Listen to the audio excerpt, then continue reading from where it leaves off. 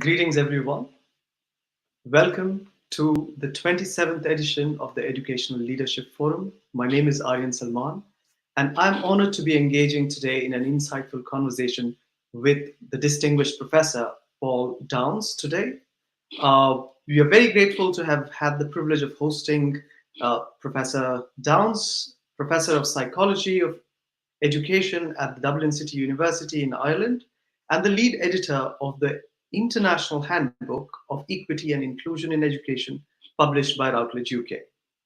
Thank you all for investing your time with us today. We truly value your presence and participation in this Fireside exchange.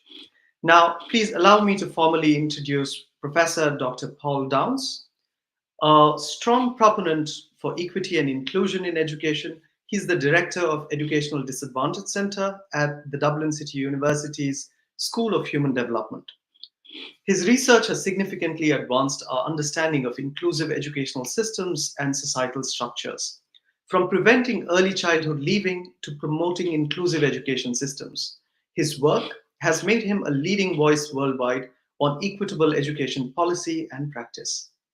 Over the past 3 weeks, our forum has been exploring the vital issue of democratizing global education. Together, we've recognized that democratizing education isn't just about expanding access. It's about ensuring equity and inclusion so that the promise of quality education truly reaches everyone. Today, we are excited to take this exciting conversation even further as we welcome the celebrated professor who will help us gain a more nuanced perspective of these essential concepts through our fireside chat. Let us welcome Professor Paul Downs. So, before I yield the floor to him, I have a question to begin with.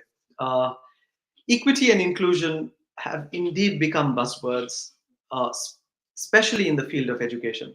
However, in some contexts, unfortunately, these are mere lip service, lacking concrete and substantive interventions to realize them. So, given this backdrop, Professor, could you help us understand what makes this moment so critical for advancing the conversation around equity and inclusion in education? Thanks so much, Aaron. I'm really good to see you again. It's a very pertinent question you ask.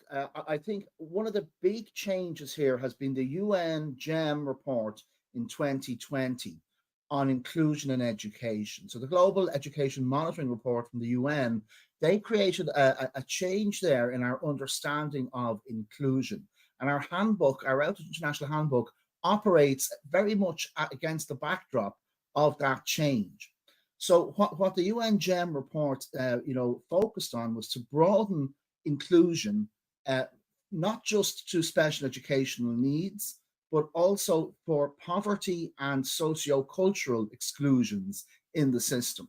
So our handbook is in many ways about trying to bring a research community, a policy community, an advocacy community in education together to create these new inclusive systems for education. So our handbook is a clarion call for these reforms.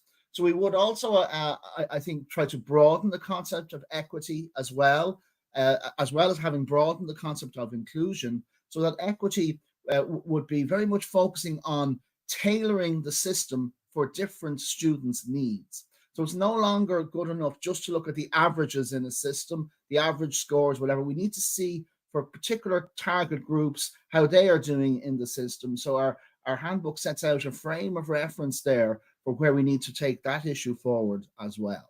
But I agree with you that we need to have a sharper focus on what can at times become buzzwords, and I hope our handbook does that, so that we offer clarity around precise meanings of, for example, inclusion, and we're taking very much a systems focus.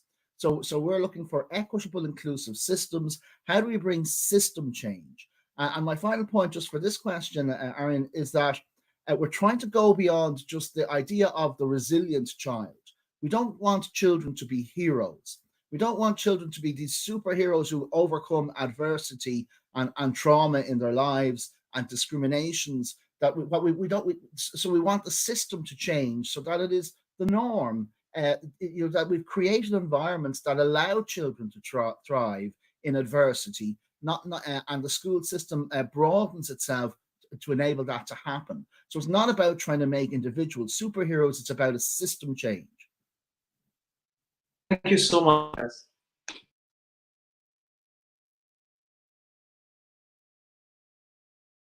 Okay. All right, sorry. So I was just on mute. So thank you so much for sharing that, Professor. Building on to your question around driving systems change, one of the central ideas of your handbook is to develop a concentric spatial turn for equitable inclusive systems. And as a part of mediating spaces between so-called, between the call for nurturing, say, connection and belonging, could you explain what exactly do we mean by, say, concentric spatial turn for equitable education system, what this involves, and what is the significance of this in creating more inclusive systems? Thanks, Arian. So in one way it would help to have a diagram of what concentric circles look like as opposed to diametric oppositions. But I would start to respond to that to argue that that we need to challenge many Western ethnocentric versions of space, and we need to see space as a system and as a relational spatial systems. So concentric spatial systems are relational spatial systems, and that are also physically embedded. So space, it includes place, but it's not simply about place. So within this idea of concentric space, we're challenging not only Descartes' Western idea of space as just being empty, but also his splits and dualisms between mind and body, reason and emotion. These kind of rigid, harsh divisions, dichotomies of diametric space need to be challenged by more concentric spaces. So we are, first of all, challenging a Western ethnocentric notion of space that also, for example, divides nature and culture. So where is nature in our schools now, post-pandemic, and how we can embed nature further? So another strand within this thinking is to build on Simone de Beauvoir's work and Edward Said's work on othering. So very much they both focus on this idea of the norm versus the other, the us versus the them, this type of division that has taken place across many spheres of thought. And whereas de Beauvoir saw this in gender terms, and Said saw this in terms of ethnic divisions, the argument we're putting forward is that this is also fundamentally a spatial division, a spatial systems of exclusion into diametric oppositions of us versus them. So, of course, then this brings exclusions from the school system. We have these diametric oppositional spaces in school of separation and splitting where students don't feel they belong.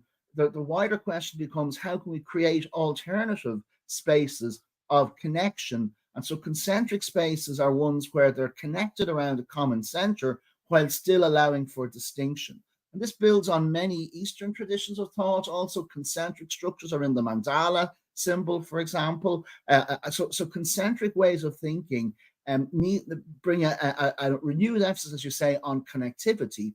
So that can focus on not only, for example, concrete physical spaces of belonging in school, nurture rooms, school gardens, a focus on the connective circles in a classroom, how you create spaces that children feel engaged with in the school. So there's all of those physical spaces focuses, but it's also then on challenging diametric spatial hierarchies.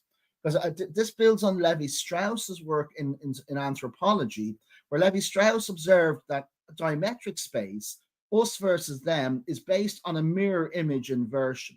So if any of our audience were brave enough to look in the mirror this morning, they did not actually see their own face. They saw their face inverted left to right.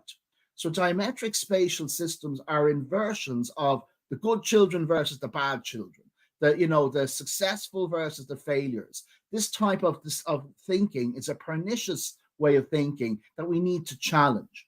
It's also, it creates hierarchies of above versus below. And again, so we have to challenge these diametric spaces building on fear and disconnection and anger. And we're trying to shift towards more caring relational spaces that, of course, requires maybe a change in the communicative culture in many schools. So it's fostering trust In concentric space, you're talking about assumed connection. And so even one of the first points we make is that even the very terms inclusion and exclusion, these are spatial terms. They're spatially imbued terms, as is marginalization. So, and of course, then you have other ways in which diametric space, is manifested. Segregation in school. We see also one of the chapters in the handbook in the Nepal context, situation where there's division between English language classes and then the Nepalese official language. And so you have a division there that even within a school, segregations within a school. So we have to challenge these segregations, challenge these hierarchies and divisions through moving towards these connective, more inclusive spatial systems such as concentric space.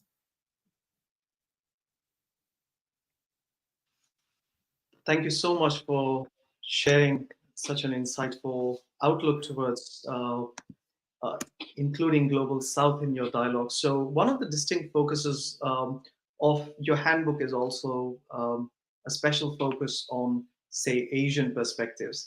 Now, given traditionally the way we look at knowledge systems moving from Global North to Global South, how do you see this inclusion advancing the field, as well as our understanding of, say, inclusion and equity? Professor. So one obvious part I've already mentioned here is to look at Asian models of space, including yin yang, as interplay between concentric and diametric structures. Some of the chapters, in our handbook, and obviously one of the lead editors is Professor Guofang Li, who was born and raised in rural China, and now based in UBC in Vancouver. So there are a few chapters there I will hone in on. So of course, one of the other features of that we focus on when we're talking about inclusive systems is non-discrimination.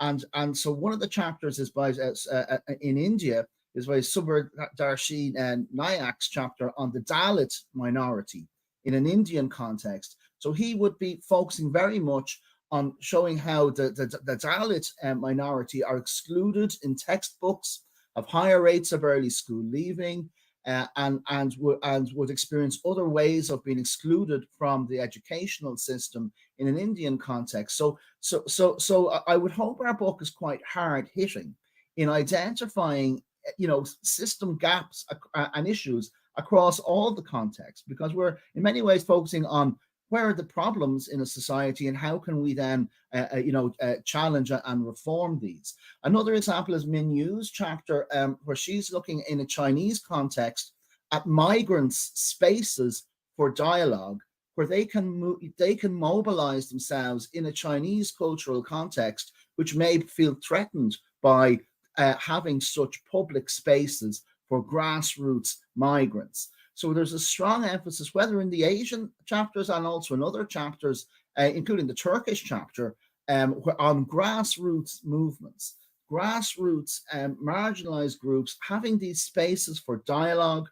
We reference also the dialogical turn, where we can't just do things to people. We have to work with groups, listen to them. And there's also, I think, a central emphasis, and we hear it very strongly from many of the indigenous people's chapters across the handbook, is that you have to have a curriculum that gets the minority and indigenous people's voices and lives and experiences heard in school, so that you don't have textbooks that exclude their lives or stereotype their lives. So that's a very strong thing going across many of the cultural contexts in the handbook. I've also just adverted to earlier the chapter by Pramod Shah and Guofang Li in Nepal.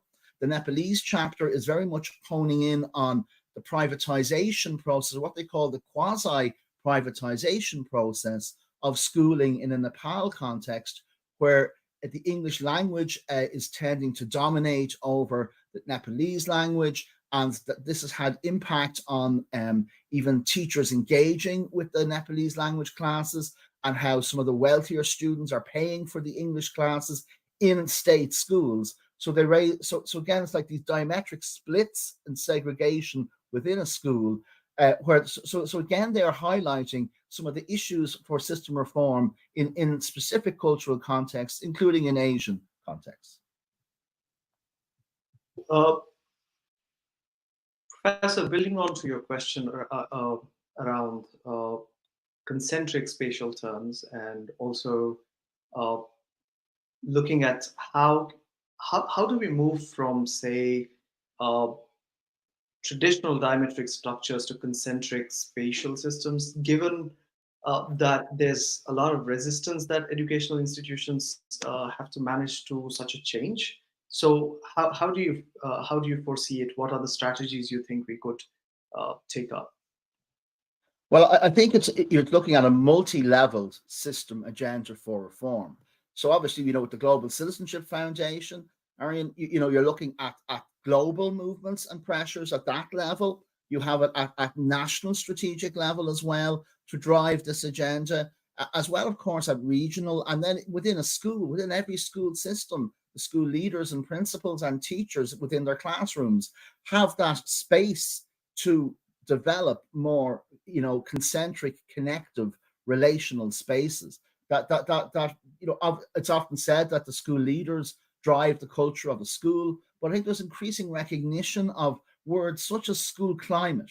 So, school climate is really a systems concept in education, a whole school approach to bringing changes. So, and of course, this also, has to bring in the UN Convention on the Rights of the Child here.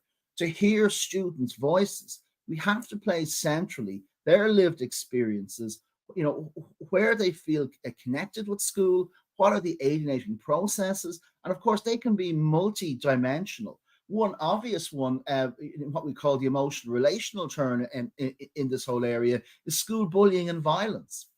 How can we, create safe, inclusive spaces? And these require whole school strategies. These require national strategies, inspection regimes to see that there are policies in place for non-discrimination. You also, of course, have to focus on initial teacher education here. Like one of the kind of simple things you might argue is the conflict resolution skills of teachers. How, for example, in a conflict situation, to respond with questions rather than instructions.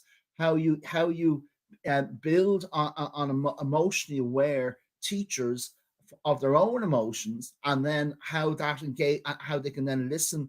I think two of the key skills for social emotional education is empathy and perspective taking, both in the children and young people and in our teachers. So how can we create initial teacher education approaches that develop empathy perspectives, perspective taking perspectives, as well as, I think, a comfort with the teacher is not the only person in control in the classroom, that control is a more fluid concept, that dialogue, so we've moved away from the more fear and anger based, where the student is a passive, quiet child in the class, to ones where their lived experiences is engaged with.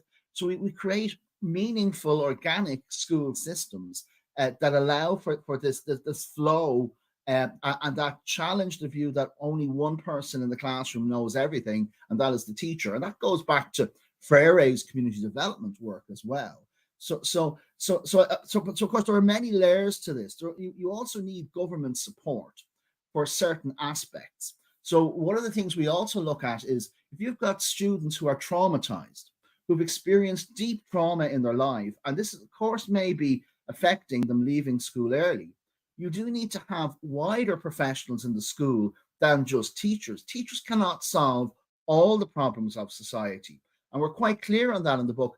One chapter by Paul Reville, a professor in Harvard University, he's very clear that we need to really change society as well, to talk about inclusive systems in society, to look at the summer holidays times for engaging young people as well in marginalized communities. But there's so much we can also do though in schools. But here I would emphasize the need for wider professionals in schools. For example, specialist counselors, therapists, for the one-to-one intensive work with children and young people. Because teachers can't be therapists, though they can create the social and emotional environment. So I could talk about that question all day, but I'll stop there, because there are many different layers to that. And our handbook hopefully addresses them at different layers in different ways. Thank you, Professor. Building on to your idea of including marginalized communities in education. So one of the questions that I have here is, there's in your handbook, you've also spoken about inclusion of indigenous people. As you know, on August 9th, we commemorated the International Day of the World's Indigenous People. And one of the things that we were also discussing was how indigenous people contribute so meaningfully to global sustainable development, as well as to the very spirit of global citizenship as an idea.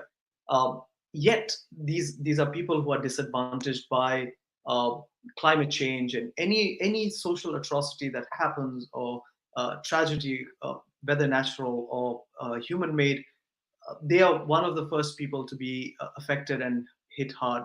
So, given that context, Professor, what are some of the key principles that you think should guide the integration of indigenous and marginalized communities into mainstream education and society while keeping their voices central to this process? So, what are some of the things that your book highlights on around, say, Yeah, indigenous people? Yeah, thank you. Yes, so there are numerous chapters in the book, particularly in a Canadian context of Indigenous people and Australian context, and there I think there's first of all a call for their experiences and wisdoms and traditions to be listened to. Yeah, and so for example, I remember being very struck by one particular concept developed in Linda Young and her colleagues' chapter in the handbook, which was on the notion of the Indigenous people in Canada, a conception of walking alongside other people. So that you're walking alongside. So this alongsideness is again, very much a concentric connective space, a relational space of walking alongside, not just being outside in some way and just as a detached observer. So I think one of the most consistent calls across those chapters has been for inclusion in textbooks in the curriculum, that their voices are heard. There's also, one of the chapters talks about initial teacher education programs, so that we're getting teachers from Indigenous backgrounds into the education system. And so I think that is a very important point as well, the access to education issue, so that the Indigenous people are in power roles in the systems, official roles. So they're not just there as volunteers, they're there where they're experts on their culture and way of living, and this expertise needs to be recognized and valued at national policy level. And there's also, in the European context, we have the Roma population, and one or two of the chapters there will talk about the phrase of gatherings of Roma women. So there's a very particular focus there on gender and how the gatherings of Roma women in a Spanish context can create community leaders.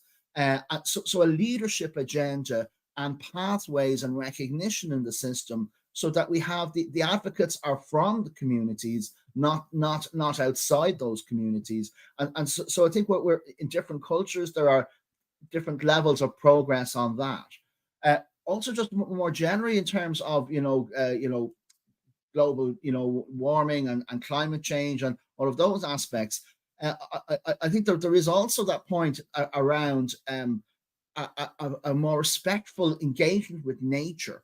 And it often strikes me in so many countries how nature is excised from school.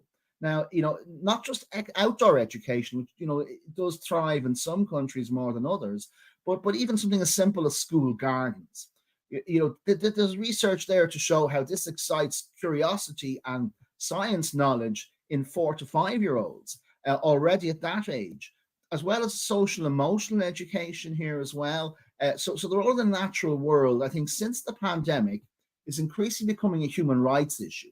Access to nature, access to the natural world within our school buildings. How can we redesign our school building spaces? We have to challenge, and our book does challenge what we see as a kind of Western colonialist division. And this builds on the work of the anthropologist Descola. Descola highlights that the division between nature and culture is an arbitrary construct and representation of ancient Rome that is very different in many other cultures. And so in such a situation, that division between nature and culture has been quite damaging to the education system, in my opinion, because what it has done is it has created a situation where school is seen as culture and nature is in some way opposed to it.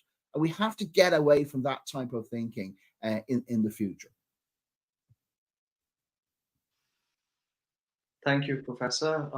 I would like to build on to the human rights aspect of your proposition in this response. Now, there are multiple international frameworks like the Universal Declaration of Human Rights, UNESCO Convention Against Discrimination in Education. And one of the things that we see is while we have these amazing frameworks and policies and conventions and instruments that are widely available, one of the things that we've also seen is them not having that much of an impact on the ground.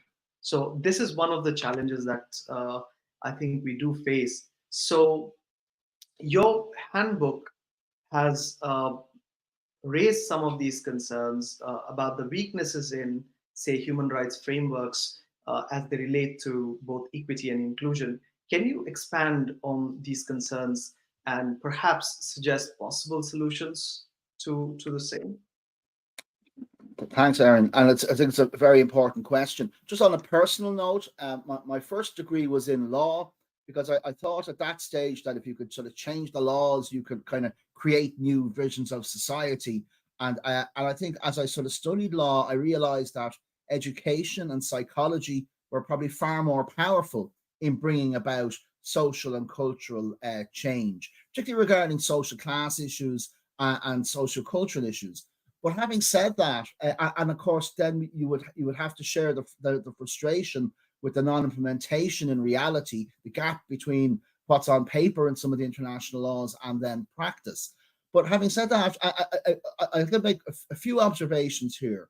So one is that across the handbook, many of the chapters touched upon legal aspects, but I don't think we have, as a sector, really brought together into firm focus for poverty and social inclusion and socio-cultural exclusion a really strong legal vision. I don't think it's there yet. I think we need to create it as a community. And as I mentioned earlier, our handbook is trying to bring a research and a policy and advocacy community together to create, I think, and advocate for these legal frameworks that can be practically realized. So, for example, to offer an aside, for example, you have other communities, such as, say, maths education or, science education, where you have very firm, strong communities there that maybe know each other for years in different, conferences. Whereas the poverty and social inclusion as a discipline is very disparate. It's very interdisciplinary. So our handbook is an interdisciplinary one. So we're trying to bring a community together to advocate for change on these issues. So the advocacy part comes hand in hand then with the legal part and how we need to set out further frameworks here. So I would hone in on a few examples that, in my opinion, really need a human rights-based framework for implementation. So one is hot school meals. There's a chapter there by Professor Greta de Fater and her colleagues, and she makes a really important point that in the pandemic, first of all, that almost 400 million children in the world get meals in school. And that when the schools were closed during the pandemic, what she describes as the world's largest social safety net was then undermined with the closure of those schools in terms of access to meals in school. So this then raises a wider question, for example, around meals in school and hunger prevention in school is how I frame it. Is there anything else more basic than preventing children being hungry in school from a rights-based perspective? But again, this does not necessarily translate into the international, rights language currently. But taking that one, de Fater gives the example of in Britain in 1988, the Thatcher government, just stopped overnight, 500,000 children from accessing, free school meals. And so this brings into the question of, if it's a human right, if it's a rights-based approach, this is not something that can just be chopped by governments when economics, dictate that there are certain fundamentals to inclusive, equitable education systems that we all have in the social contract of being citizens across and indeed migrants across the world. So what are these fundamental rights-based aspects that we need to see? So I've mentioned, access to hot meals. We also obviously do a convention, the rights of the child and students' voices. So I've talked about that earlier. Other ones that I would hone in on are, for example, exclusions from school suspensions, school expulsions. This is a really poor system strategy. Again, it's a diametric strategy. You just throw people onto the rubbish heap. You kind of throw them out of school rather than getting professionals to work with them in school to see what the issues are. Is it a communication issue with the teacher? Is it a trauma issue? Is it a language issue, a speech and language issue? So to have multi-professional teams in and around the school that can help work with the complexities of these students' needs. So again, I would argue, and we've argued and explored this in at least 2 chapters in the book, is can we move towards a rights-based approach so that part of the fundamental right to education is that you don't have children thrown out of school, that you keep them and you work with their problems in school. So there are 3 examples of a rights-based approach. Now, what I would also say on this, and we do discuss it in the handbook, is that the UN framework on the right to health, to the highest attainable standard on health, is arguably much more developed than the right on education. And there's a very, very particular set of implementation frameworks there that I think can be transferred to education. So, for example, they talk about structural indicators that are yes or no issues to say, is this a feature of your education system or not? And if not, why not? So that it's like an X-ray into system transparency. So there are ways in which through structural indicators, you can make concrete the rights for fundamental elements of a system. So for example, there are also 2 other international law principles that we can develop here in this area and are not really being developed. So one is the principle of progressive realization. This is the commitment that everything will that every state's effort in this area will improve over a 5-year period, so that in 5 years' time you can show tangible measures of progress. So progressive realization is one key concept. And then another one that can be taken from an environmental law, which we talk about as well in the handbook, is common yet differentiated responsibility. What we mean by that is that not every country is at the same level of wealth, not every country is at the same starting point. So you're looking at starting from where the system is at and where it can go to in 5 years as part of this rights-based approach. I think the other, of course, fundamental rights-based issue is non-discrimination. Equality, that you can go to school and not feel you are a second-class citizen. This is, I think, a fundamental rights-based issue that I would encourage very much your own foundation to advocate for as well. So, and of course, there are many examples in our handbook and elsewhere in the literature, whether it's social class discrimination, caste-based discrimination, ethnicity-based discrimination, discrimination against migrants. This has to stop. There's a basic thing in the education system that every child needs to be treated, equally, as a human being, rather than, and I think this is where initial teacher education can also help develop things, but it does need to be underpinned by a human rights focus here. And there are some instruments there for that, but we need to develop them more strongly as well with the implementation framework of structural indicators. So, Professor, I'm going to go back to your focus on social inclusion.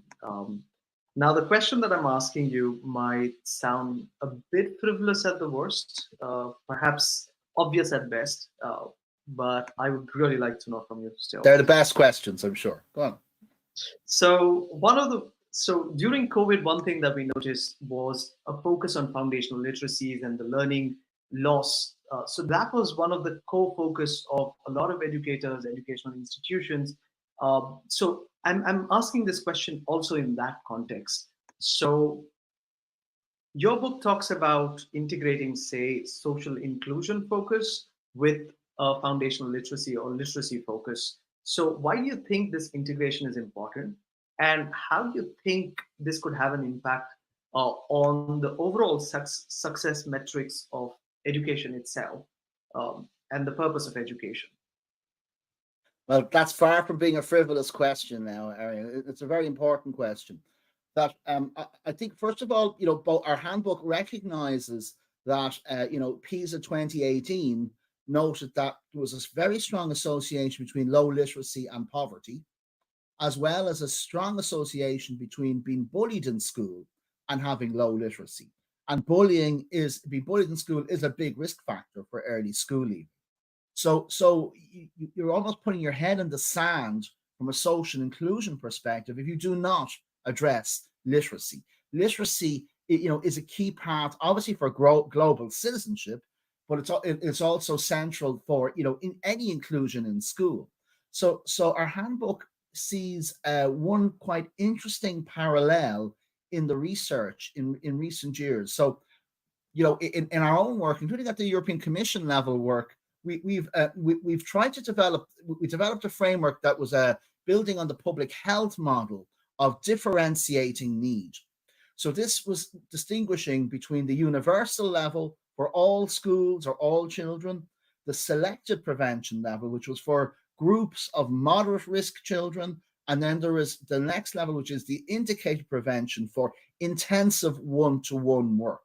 So this framework, I try to really push in my own work over the last decades into education. So it's not just a public health framework; it's an education framework.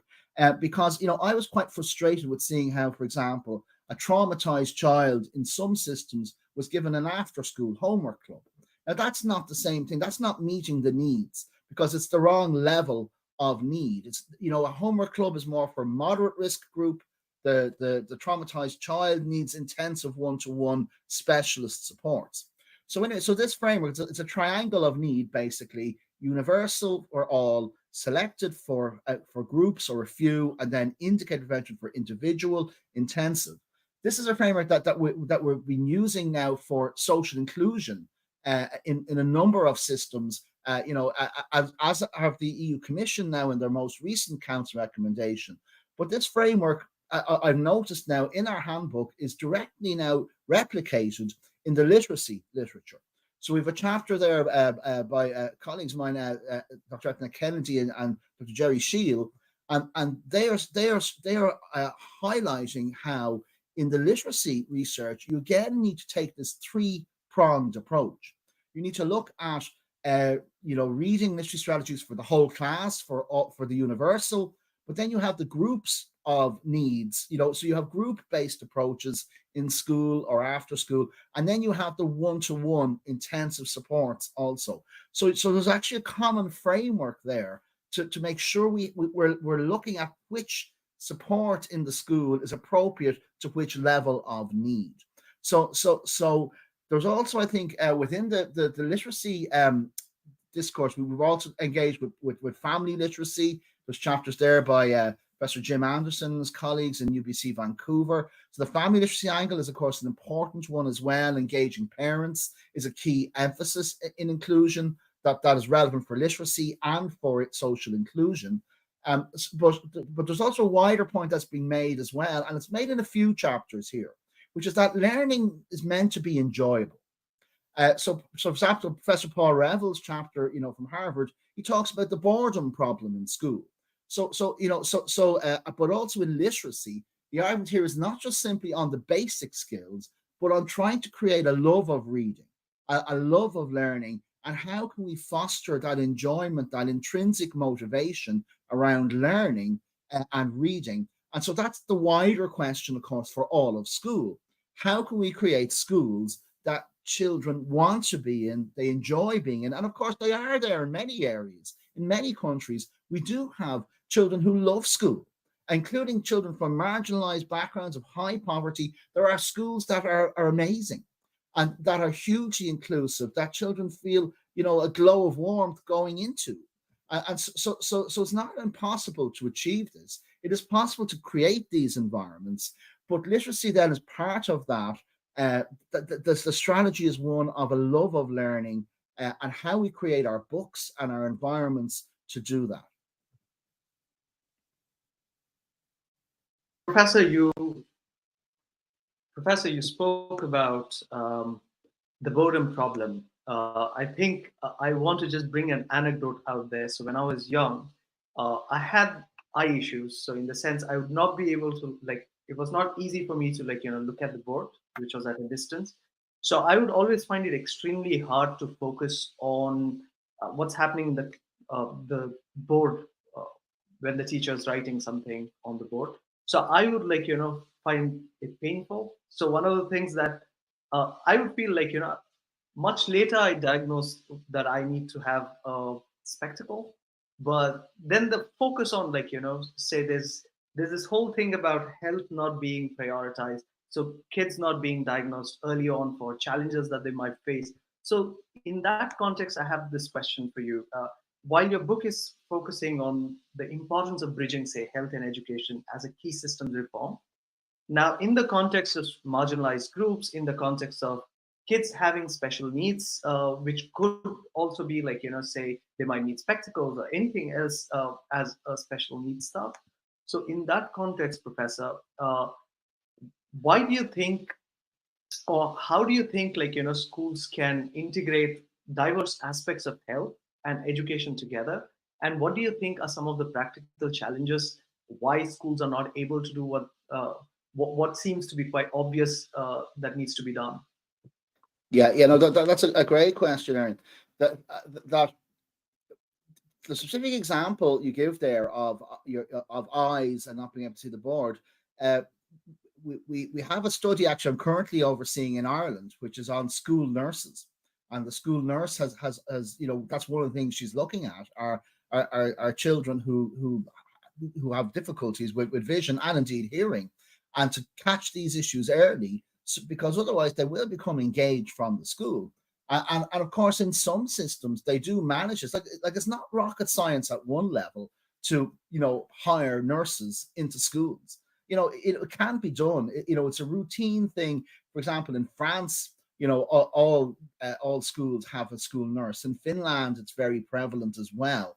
So a school nurse is one example of an expert who's not just a teacher in a school. So I think there's a few issues here. So I've also given the other example earlier in bridging health education of therapists, counselors for children who've experienced trauma. So I think there's a few issues here. So one is I remember a teachers union representative saying this at a European Commission event in the Education Summit in 2022. He said schools can't solve everything, was his perspective. Now, my response to him was, well, teachers can't solve everything, but schools can solve a lot more if you have diverse professionals on site in the school. And interestingly, the UN GEM report 2020 does give examples of schools globally where they're bringing the health practitioners into schools. So there are many very interesting examples in that UN 2020 GEM report. And we've certainly tried to argue with this now at European Commission level and in our handbook. So one level is we need to broaden our understanding of who is the school.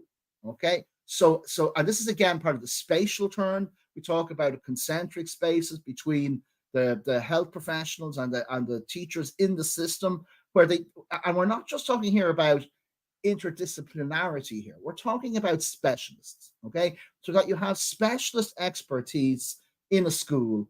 So now of course, this can be expensive. So different countries have different, levels of investment for that. Now it may be about moving some of the health professionals from hospital-based sites into the schools directly. For example, speech and language therapists may be best employed in the school rather than in a clinic setting in certain cultural contexts. So we do need, I think, to have conversations in every country about, can we put specific health professionals into schools for a poverty, social inclusion, and a perspective for early intervention. And what are their exact roles? What are they exactly going to do? Because these are expensive, all right? And I'm not talking here about multidisciplinary teams where you have committee sitting, okay, where they're sipping tea and lattes, talking about loads of families. I'm talking about direct intervention, direct supports, one-to-one. This is very much at the indicator prevention level we talked about earlier. The one-to-one intensive supports need these specialists, whether it's for the eyes, whether it's for for trauma, whether it's also an outreach role to support families, a family support worker. So we need to build these teams in and around schools.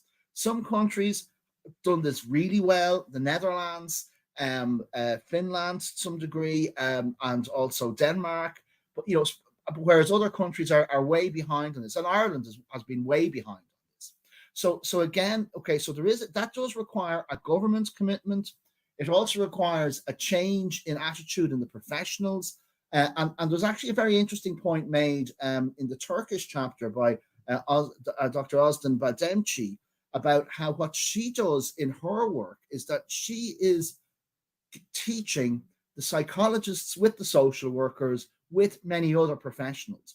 And I think we need to do that more at university level. Why are all our courses separate? For example, between teachers and social workers and nurses, there can be a certain amount of overlap there if we redesign our way of thinking at that level also. So it means perhaps a broadening of, so for example, even language can be an issue here. For example, speech and language therapists talk about language development. Teachers talk about literacy. The family support workers talk about family support. Others talk about parental involvement. Teachers will talk about parental involvement or engagement. So the language needs to kind of become a common language across disciplines as well.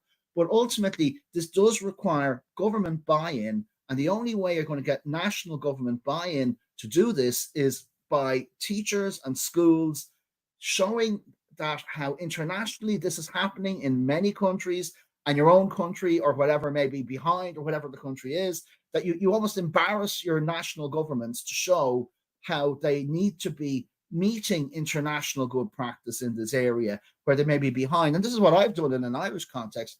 I've tried to highlight to the Irish government how far behind Ireland is in many contexts around multidisciplinary teams in schools. So you need then clarity of role. So not everyone is doing the same thing. You also need a team leader, and that can be any discipline. Just needs someone who's able to listen and mediate across a team. But we do need, I think, a commitment to multidisciplinary teams for the high intensive need. And I make one related point on this, is that there's a lot often talked about teacher stress, teacher burnout, teacher well-being, that we need to know what the limits of a teacher's role is, and that these multidisciplinary teams can help teachers. That this is a way in which we can revitalize our education systems. Now, many systems already have some of this in place, but these are supports for teachers, and to recognize that teachers cannot do everything, including identify eye or hearing difficulties. Thank you, Professor. Now, talking about experience of countries like, say, India and Nigeria and many other countries, there's this emergence of utilizing emerging technologies like, say, telemedicine and artificial intelligence to address some of the challenges that you see facing society. So my question to you is, how do you foresee advancements in technologies such as generative AI, and also AI applications in medicine and telemedicine, and all of these changes that we are rapidly seeing in what you call the tech field? How do you think that would revolutionize education and work, as well as address some of the challenges? And also, what are some of the things that one should be careful as we integrate these technologies for equitable education systems? No, tied to that question, Arian, what I would say is our handbook does not really go in even to the digital divide, okay, which is of course an issue. So I want to almost sort of practice what I was sort of saying there earlier in the last point, which is that you need to know the limits of your expertise. Everyone needs to know where their limits are, okay? And I will hold my hand up here that, this is not my area of expertise. So I'm going to defer to others on that issue, and our handbook does not really address, it hasn't come up particularly here, though obviously the digital divide is a big issue, and it was an issue in the pandemic. So there are other, that's another handbook needed nearly to address that adequately in the generative AI, etc.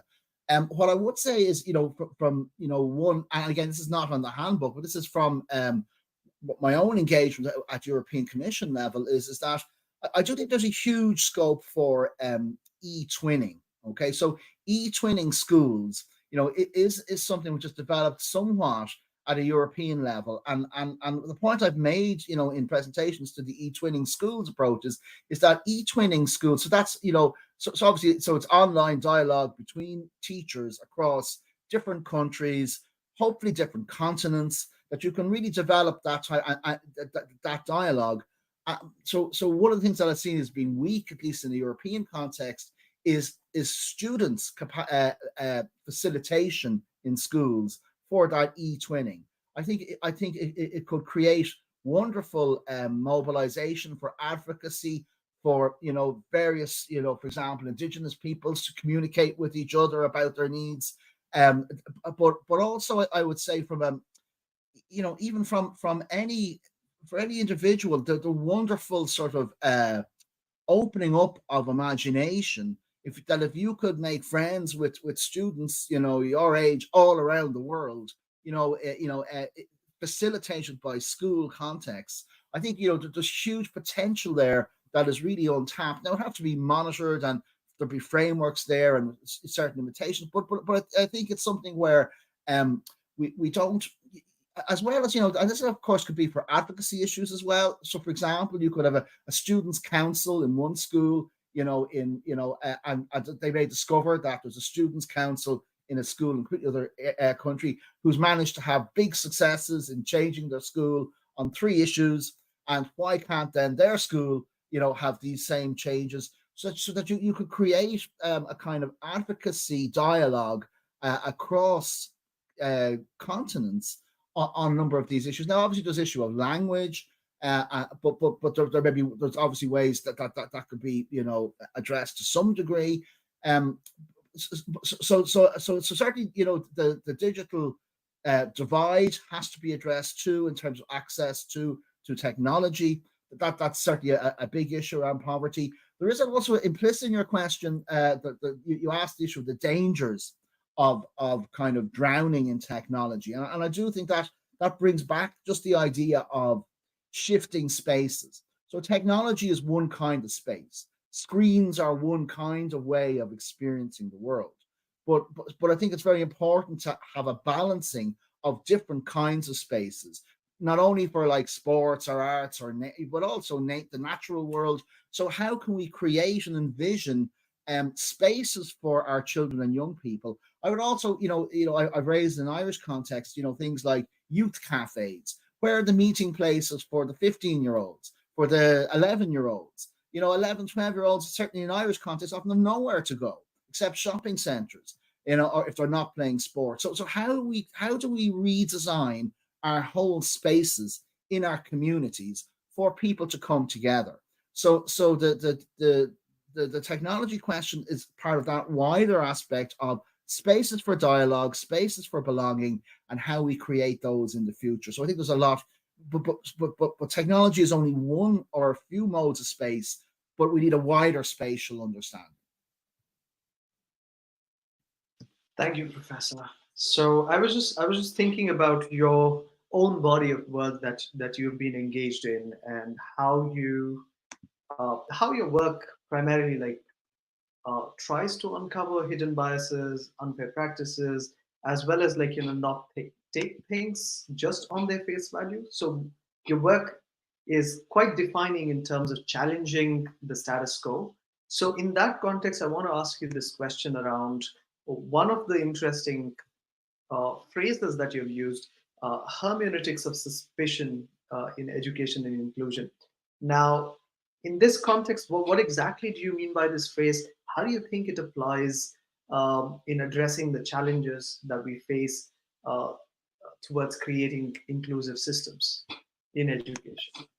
Yeah, thanks, Arian. So this is something which we have developed in the conclusion chapter to the handbook, and it builds on a concept from the philosopher Paul Ricoeur, who saw there was a group of thinkers who have what he called the hermeneutics of offered a hermeneutics of suspicion. So this was the basic idea that you cannot take for granted surface reality. Official reality is not the only reality.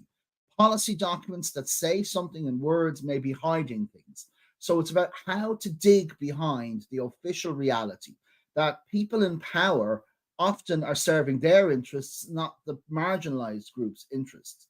So you have to have a healthy skepticism and suspicion of truth claims, whether it's from government, whether it's from even school reports, inspection reports, that you have to in some way build into your system reviews those spaces where all voices are heard, not just the voice of the dominant or the majority group or those in power.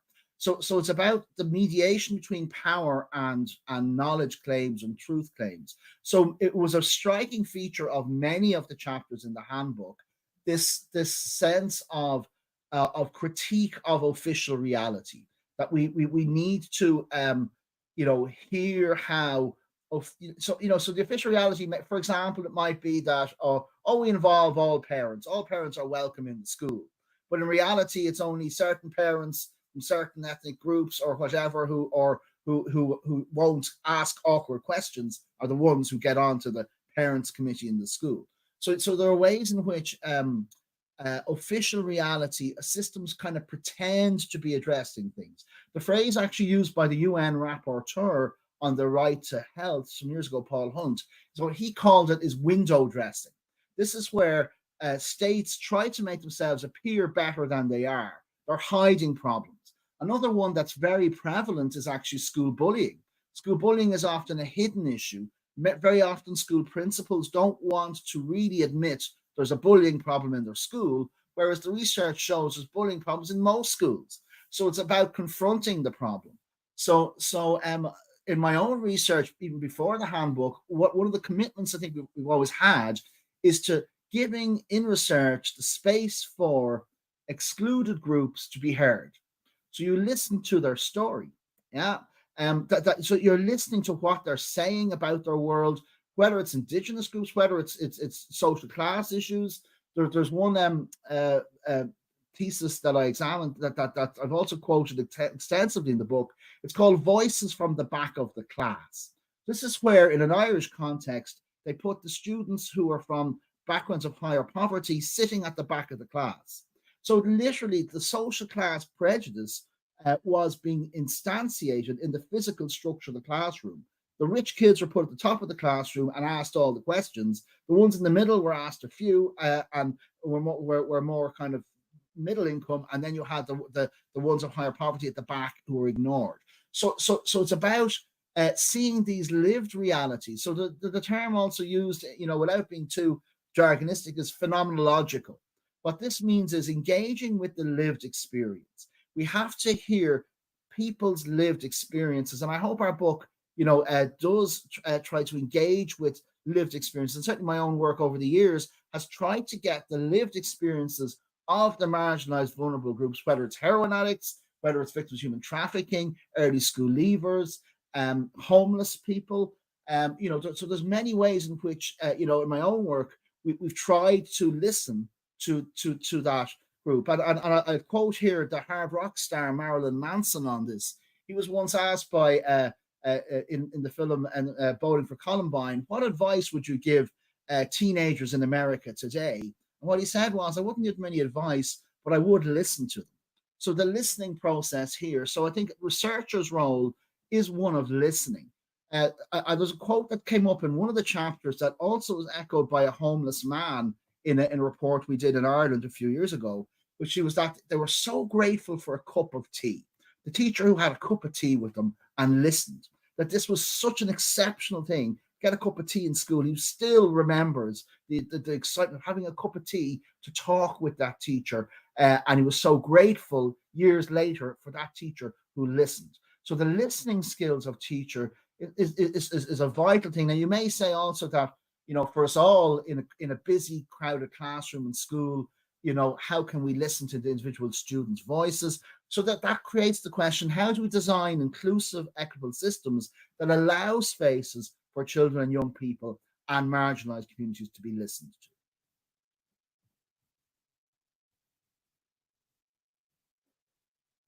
All right. So before I ask you the next question, I just wanted a bit of clarity for our audience um, uh, to understand this term, emotional relational turn in inclusive systems. So can you elaborate a bit on that once again, please, Professor?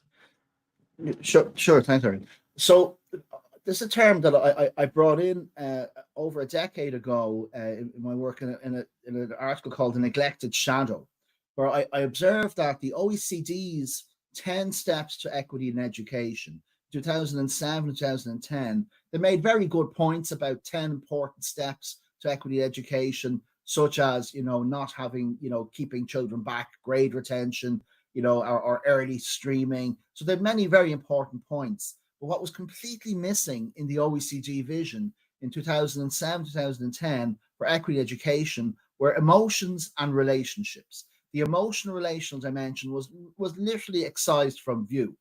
So this also, I think, is so we've really witnessed as well regarding early school leaving prevention in the last 15 years is there's a lot more research now on mental health issues and trauma issues affecting early school leaving. So how we address mental health and well-being, and so there's levels of this. So again, this goes back to the one-to-one supports for mental health issues, counseling and trauma, but it also goes into issues not only of school bullying, but of loneliness in school. There's increasing research showing that loneliness in school, is an issue for early school leaving as well. So it's about, Bill Clinton in one of his campaigns years back had a slogan saying it's the economy stupid. So I've argued that it's the heart stupid and it's the economy stupid, but it's the heart stupid. We need to put the heart back into the heart of education to really see the emotional relational issues that are part, and how, for example, if a teacher's communication style, a relational teacher where the student feels they're on their side, who's listening to them, all these relational spaces can be created in schools, and that we take the humans or children's emotions seriously. So this goes back also to the challenge to Descartes' split between reason and emotion. That in some way, in a lot of Western culture, at least, this divide meant that emotions were not seen as so important in the education system. So it's a challenge to that view, and so how we and of course that relationships matter, and and the concern that there is a drive as well in research for pre-packaged programs. So so you have this program that if you do this program or that program is going to get this outcome. But you need to see the human element in these programs. You need to see the relational part, and how, if you want to engage the trust of people who are alienated from the system, how can you foster spaces of trust? And so trust, and as well as an assertive outreach idea here, that you need to go to the people to hear them rather than just classify them as being hard to reach. So it's about building spaces of trust in school and not taking for granted that trust is there. So so that if you've experienced in your life distrust and you've been let down in so many ways, you need time to kind of adjust to allow for spaces of trust to emerge. And of course, the school can be a safe haven. Inclusive, equitable systems in schools can create these vibrant spaces, and they do in many countries, in many schools, but not all schools, creating these environments where children feel they belong and they flourish and thrive. Thank you, Professor. Your team of editors and authors All of them have put in a lot of heart into creating this authoritative treasure trove on advancing equity and inclusion in education. And editing this handbook must have been a really enriching and enlightening experience for you. So, could you share a few behind the scenes moments during your editing and publishing process that particularly resonated with you? Okay, well, first of all, just to thank also, my co-editors, Professor Guofang Lee from UBC Vancouver, and Laura Van Praag, Dr. Laura Van Praag from Erasmus University Rotterdam, and Professor Stephen Lamb from Victoria University in Melbourne in Australia. So we behind the scenes things. Well, I think probably the big memory here was that there was the pandemic. Like that we were having authors, chapter contributors who were having personal illnesses due to the pandemic. And yet we're still delivering the chapters. That this was. I think when you're trying to bring together, there's 33 chapters there, many contributors across. That you have to kind of allow for a flow. That even if it wasn't the pandemic, that you have to recognize people have lives where there's ups and downs, and while you have deadlines, you also have to have a flexibility there and recognize with a large scale project like this, from diverse environments, that you need to just not be a control freak. What I would say is that you have to allow for the so for example, you can insist on a deadline with a chapter, but then it won't be half as good than if you gave them an extra 2 weeks, and so the quality is going to suffer if you there's a line that's used by I think the thinker Louis Kahn, who says, "By order I don't mean orderliness," and so within this notion is that there is a flow to these processes that so it was a time of a difficult time for the world when a lot of these chapters were being written, and so yeah, I think you have to respect that people's lives had ups and downs. So that's what would be the abiding thing, is that we started this out in the pandemic, and it's also like it's not a handbook on the pandemic in any shape or form. There's elements of it there. It is alerted to. So but then also the joy of technology as well, I suppose, Arian, that we know with the developments in Zoom to allow for conversations between the editors across many continents, as well as chapter authors. So it was. What I would also say is that I think there was a huge motivation. The chapter contributors, they really wanted to write. Like I would say a lot of the contributors have devoted their lives to these areas. They're sort of setting out their own visions for the future and building on their life's work. And I suppose the whole hope is, I suppose, is that the lessons and sufferings of previous generations can alleviate the sufferings of further generations. And so in many ways, it is a testimony to so many people's life works.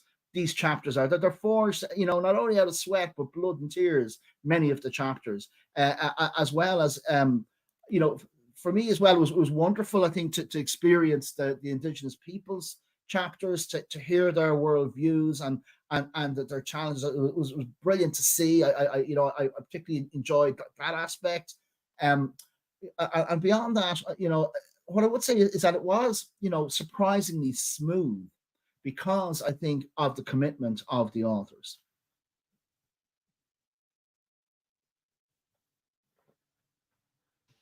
Thank you so much, Professor, for sharing how equity and inclusion were also part of your overall process. So thank you for that one. My last question to you before I yield the floor to our attendees to ask some of the questions which we already have, I think, in the Q&A section. So my last question to you would be, considering the reform agenda that your handbook proposes, how can international organizations like, say, the Global Citizenship Foundation, UNESCO, and others contribute to implementing these changes and these proposals for reform that you have so beautifully articulated? So how do you think we can contribute as organizations? And that's an ongoing conversation we can have, Arian. I think, you know, a few initial points on that is that there is another turn in the book. We like turns, you know, so we had the emotional relational turn, the spatial turn. Another one we've looked at is the dialogical turn. Okay, so dialogue. So obviously a foundation like yourselves can create, you know, spaces for dialogue across continents, across, you know, nations, and different sectors, different groups between the, you know, the education sector, the NGO sector, the academic community, about particular issues that we raise in these chapters. You know, how you know, which ones are priorities in particular country contexts. So spaces for dialogue. So obviously your you know your foundation can hugely, you know, contribute to rendering these issues animate across different countries. And of course, and it's not that there's just like, you know, it's not a template you can just set for every country. Where there are fundamental issues that need to be addressed, we would argue in every system, it's common things, of course, there are going to be differences of emphasis depending on the starting point of countries. So obviously dialogue, so as a spaces for dialogue on these vital issues of really seeing, as you said at the outset, social inclusion and equity are central to global citizenship education. They're not separate. You know, the groups that we're trying to engage with and ensure they get equitable education systems, you know, and inclusive ones, they're part of the global dialogue. So we you know, so this is central, I would argue, to your mission as a foundation. The other point I would say is that I would encourage you to take pathways with the UN to really engage the UN with our work. We'll do it in other ways too, but if you could, it would be very helpful to bring in the UN partners and the UNESCO partners here on these, because in many ways we would like our handbook to influence the next GEM report on inclusion. So the 2021 was that. So we would hope our thinking could inform the next version of the GEM report. So your foundation's support in engaging with UN, UNESCO actors on these issues would be hugely helpful.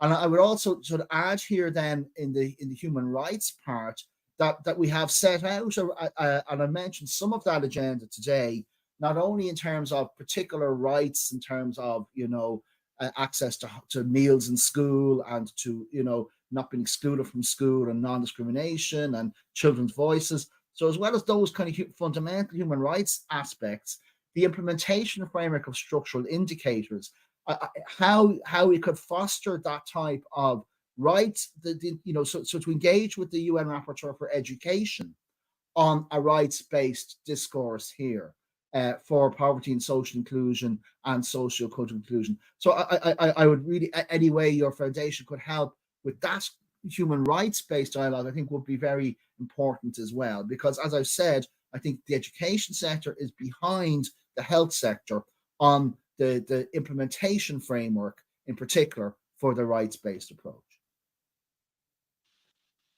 Thank you so much for sharing those insights, Professor. So we have a question from Oigoga from Nigeria.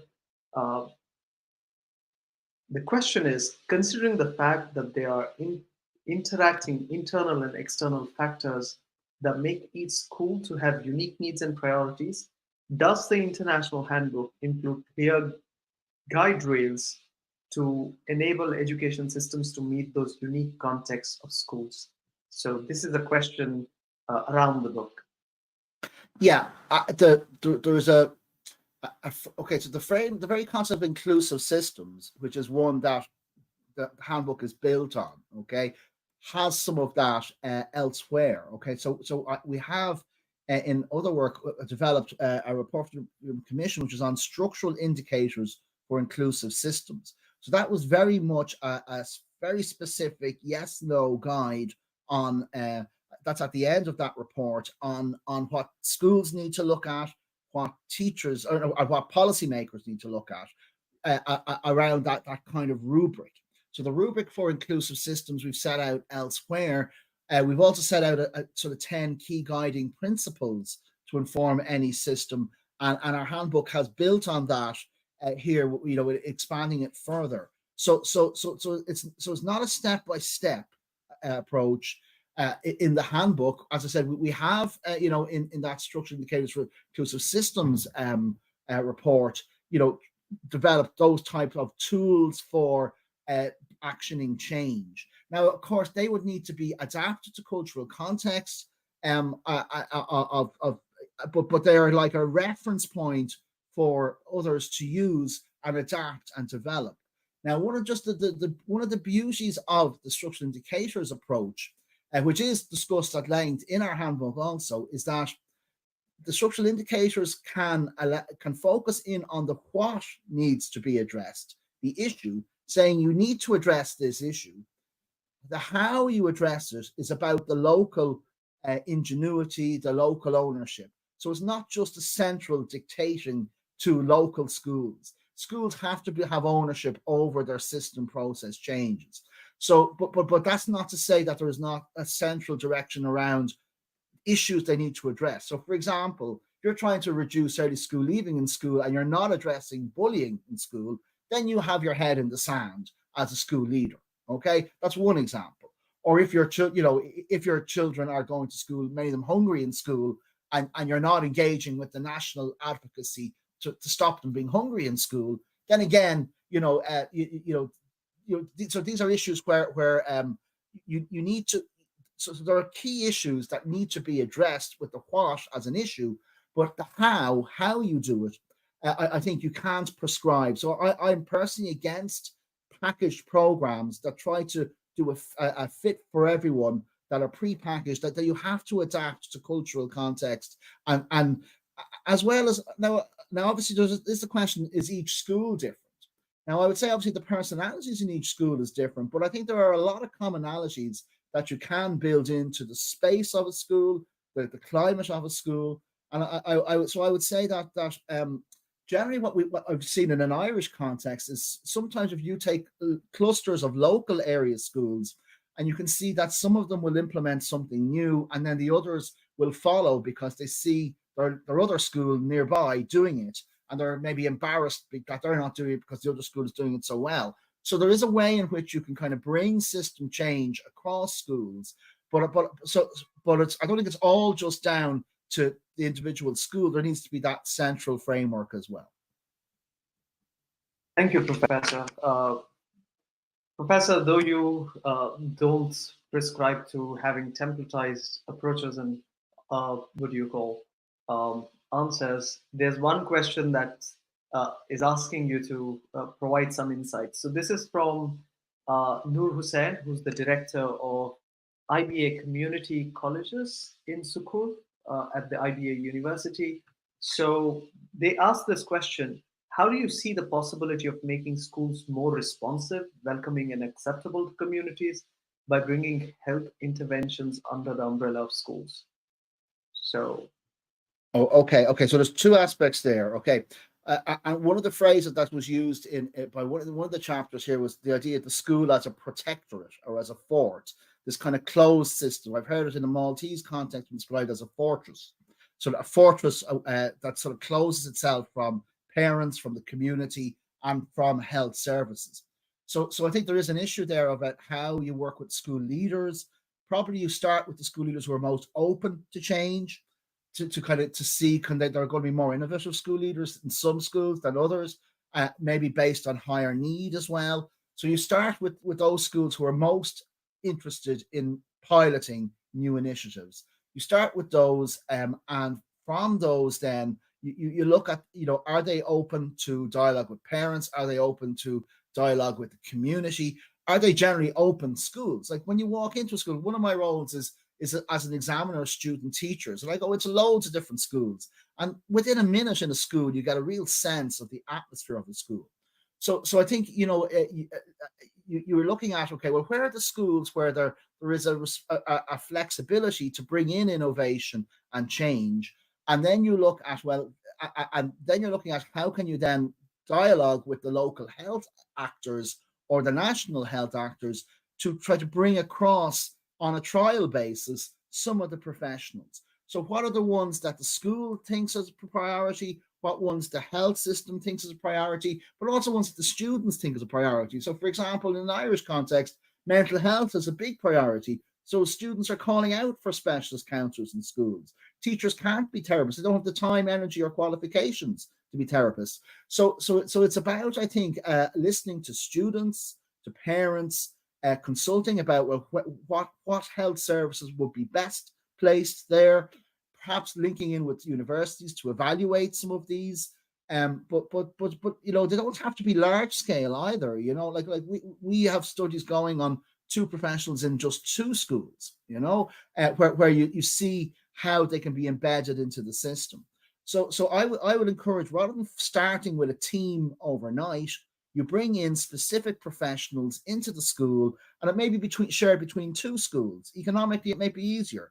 Probably not more than 2 schools, because you want them to be part of the staff, known to the students, etc. So there may be shared between 2 schools that are near to each other, that can be easily accessed, and from that, you know, but there's a really clear vision about what they're doing differently. What are these specialists doing that teachers can't do? Okay, and everyone agrees that, and the school principal agrees that. And of course, you may also need confidentiality protocols. It may be that parents may open up to some professional that they would not open up to the school principal or the teacher. That's okay. You develop those. So there are ways in which, you know, I did a report for the European Commission some years ago on multidisciplinary teams in and around schools. So there are some examples there, you know, of how you can build that further. But I would just say, be really clear about what it is the professional is doing and is not doing.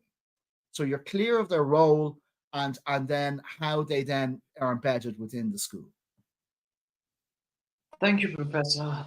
So we have one question from Jyoti Kiran from Lodha Oakwood School in Mumbai, India. So she asks us this question: how can early childhood educators design and implement inclusive educational practices that address the diverse needs of young children, including those from marginalized communities, to ensure equitable access to learning and development? Well, again, it's back to this issue of concentric spaces of belonging. Play-based learning is obviously a huge issue here. Listening to the children's needs and voices, giving them autonomy, leadership already at a young age. Listen to their voices. Like, you know, I have a 3-year-old myself, and she's very clear on what her needs and issues are. You know what she wants. So it's a listening process again. So in many ways, you know, and obviously you've got other people in the early years sector. Historically, you've got Frebel was talking about engaging with nature in education. So the natural world, I would think, is a big opportunity in early childhood education to build on the natural curiosity. Again, obviously, the age group for early childhood education may differ from country to country, but if you're looking at, say, 3 to 6 year olds, you know, that's the age group I'm thinking you're talking about here. I think it's to recognize that 3-year-olds, 4-year-olds have voices, that, you know, and that you are, and as well as individual differences. I think this is important too, that not all children want to be engaged in groups. Some children want space to play on their own. Some children love drawing, you know, so it's about finding the different strengths of the different children, also building on their needs. So it's kind of profiling the children's needs and being responsive to their individual needs in that environment. Thank you, Professor. I think we are towards the end of our Fireside discussion. So before I formally conclude, my team will be sharing a link to Professor Paul's book, The Routledge International Handbook of Equity and Inclusion in Education. So those of you who are interested in delving deeper into the book, please feel free to access the link, go to the link. You can access if you have, what do you call?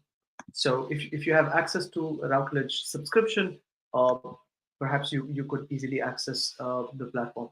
So in any case, I would really like to appreciate and thank you for being uh, here with us. So let us formally conclude the session.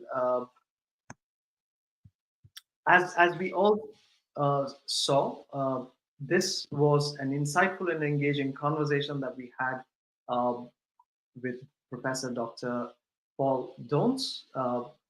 So I would like to extend our deep felt gratitude to the distinguished professor for his invaluable insights, contribution, and generosity in time, energy, effort, and spirit. And on behalf of the Global Citizenship Foundation and all our attendees, I extend our deepest gratitude to you, Professor.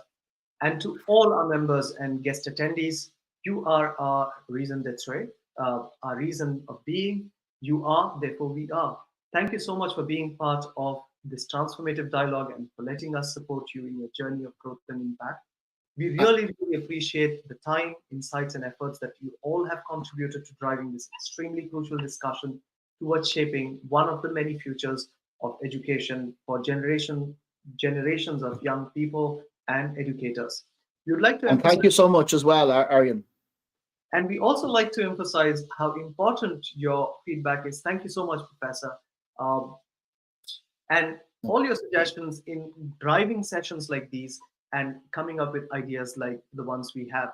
So, and if I could just cut across as well, Aryan, just say thank you so much for the space and time to dialogue with these issues. But I would hope that our book is like part of a wider conversation, and that any ways I could link in with with people attending and yourselves. We look forward to this as part of ongoing dialogues, because this is an ongoing process of reform and system development. So thank you so much to everyone. Thank you, Professor. So we've shared in the details, and also perhaps if you're okay, we could also share your email ID if they have any concerns. Yes, great. Yeah, thank you. Great, perfect. Right. So once again, thank you so much, everybody, for sharing your thoughts and insights. Now, my team will share with you a suggestion link, which we call as the Idea Innovation Lab. So one of the reasons why we've had some of the last two sessions, like say mental well-being of educators as well as democratization of global education, was all thanks to the ideas that came from all of you. So we have put in the ideas on your behalf, some of them that you have recommended. So you can directly go in and put in the ideas that you have for the future sessions. I just wanted to confirm, I just wanted to share with you that my team and I look forward to your inputs, and wanted to confirm that the future sessions of the Educational Leadership Forum will be only reserved for members, and there'll be very few guest slots going forward. So in case you're interested in being part of the Educational Leadership Forum as a member, please feel free to reach out to our team, and we'll be facilitating that for you. So once again, thank you so much for taking the time out. See you soon. Until then, take care, stay safe, and spread love and compassion. Our world needs it more. Professor, final words from you before we wrap up. Well, I think just a word of thanks, Aryan, and congratulations on I've seen the development of your Global Citizen Foundation over the years, and it's a wonderful forum for dialogue across so many continents and countries, and I just think it this creates these spaces, as well as I suppose just that the systems need to change too. Do you know what I mean? And that life is short, and that hopefully everyone can sort of see themselves as empowered, to bring change in whatever sphere they can. That we as leaders are there, and in education, we're there to, and as teachers in education, we're there to develop and change systems. And so hopefully we can all, have not necessarily a common purpose, because obviously there'll be differences there, but that we would have an underlying vision for humanity as part of a global citizenship. So thank you again so much, and warm wishes to everyone tuning in. Greetings from Ireland here. Thank you. Thank you so much, Professor. The feelings are mutual. So thank you for the amazing work that you're doing in advancing our understanding of equity, inclusion, and overall, looking at creating these inclusive systems in education. So thank you so much once again. I hope you have a great day. Thank you.